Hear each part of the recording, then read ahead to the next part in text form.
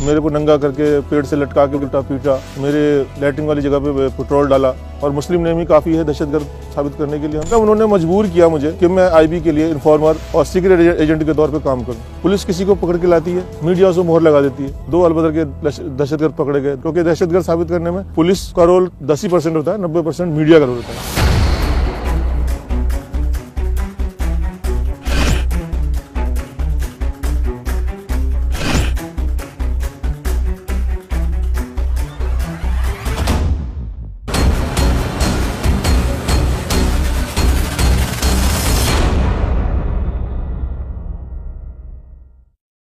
उन्नीस 1991 में मेरे भाई के हाथों से एक झगड़ा हो गया, उसमें एक आदमी का मर्डर हो गया, उनके दोस्त का।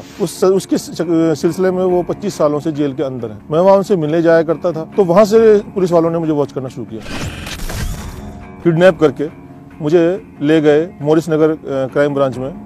वहाँ उन्होंने मुझे 10 दिन तक टॉर्चर करते रहे। मुझे टॉर्चर में मेरे को एक तो पूरा नंगा करके, फिर लैट्रिन वाली जगह पर, पेशाब वाली जगह पर पेट्रोल डाल देना, सर पे पेशाब कर देना, उल्टा लटका के पानी नाक से चढ़ा देना, ये सब मतलब टॉर्चर उगलवाने के लिए। अब मैं क्या उगलूंगा जब मेरे पास कुछ है ही नहीं, तो मैं उगलूंगा क्या? मुझे तो खुद नहीं पता था मुझे उठाया क्यों है। तो वो मुझे टॉर्चर करते रहे कि बता असला कहाँ है, बता बारूद कहाँ है, बता तेरे किस किस से ताल्लुकात है। 10 दिन बाद जब कुछ नहीं निकला, जब कुछ उनके हाथ नहीं आया, धमकी भरे अंदाज में माफ़ी मांग करके मुझे वापस छोड़ दिया गया।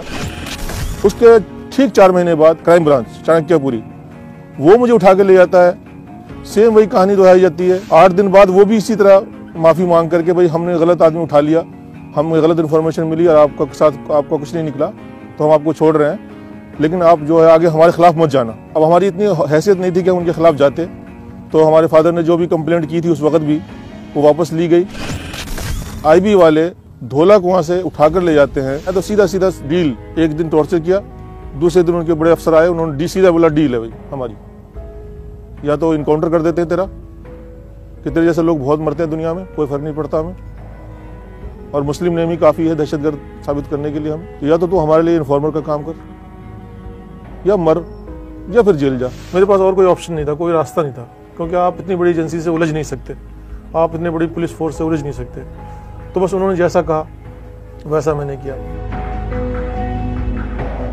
फिर 2001 से कहानी शुरू होती है, मैं वहाँ से उनके लिए काम करता रहा, जासूसी करता रहा। वो मुझे काम बताते थे, किसके पीछे लगना है, कहाँ जाना है, किसका पीछा करना है, किस इलाके में रहना है आपने जाकर, किस पर वॉच रखनी है।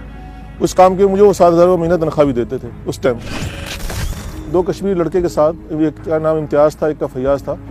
मुझे जम्मू के रास्ते कश्मीर भेजने की कोशिश की भी, तो मुझे इंटेलिजेंस आर्मी ने पकड़ लिया। फिर जब उनको पता लगा कि आईबी के लोग हैं, आईबी के लोग छुड़ाने गए वहाँ मुझे स्पेशल गाड़ी से, हाँ कश्मीर, जम्मू बैरवाल थाना। आज मुझे थाना भी याद है, क्योंकि वहाँ मेरे साथ टॉर्चर काफ़ी हुआ था।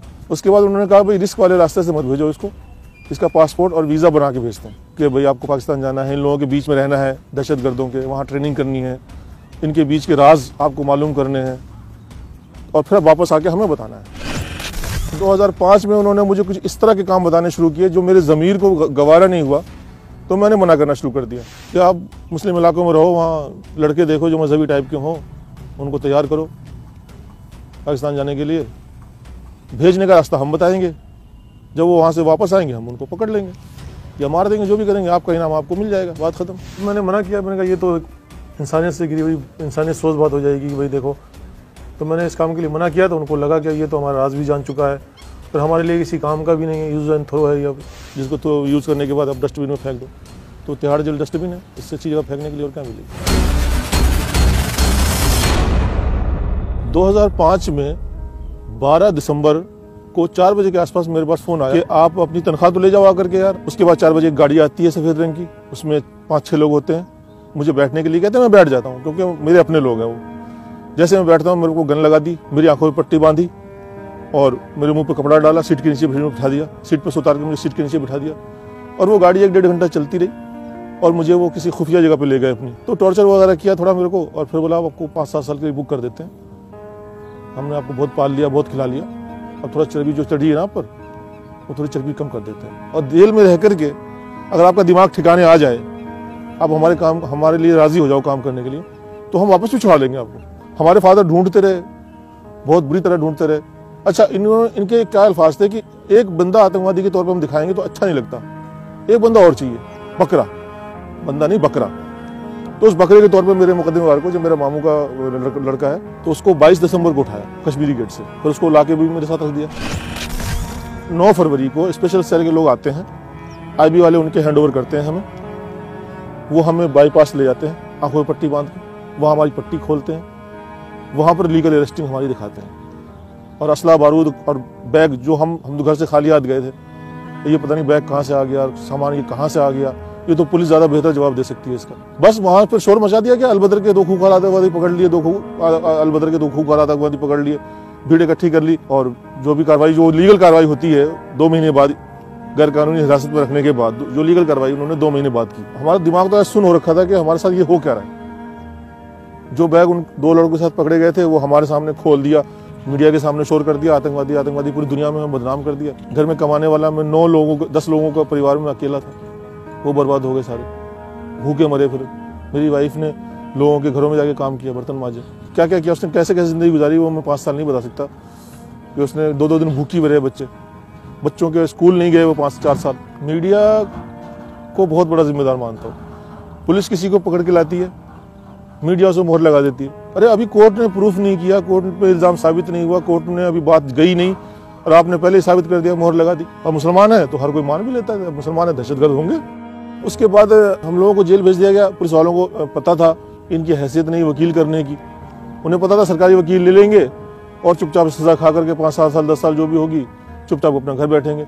लेकिन इस बीच में इंसानी हमदर्दी के नाते एक सुफियान साहब एडवोकेट हैं, उनको जो पता लगा मेरे मामले का, और जो मेरा मुकदमेवार था, मेरे साथ मेरा भाई था, वो थोड़ा अच्छी फैमिली से बिलोंग करता है, तो उनके भाइयों ने बहुत मेहनत की, उनके भाइयों ने वकील खड़े किए। उन्होंने हाई कोर्ट में एप्लीकेशन लगाई इस बात के लिए कि इस केस की दोबारा जांच की जाए कि ये झूठा केस है, सीबीआई के हैंडओवर किया जाए। और उस वक्त के जो जज साहब थे उन्होंने माना, सबूत देखते हुए, कि ये पहली नजर में लगता है कि ये झूठा केस है।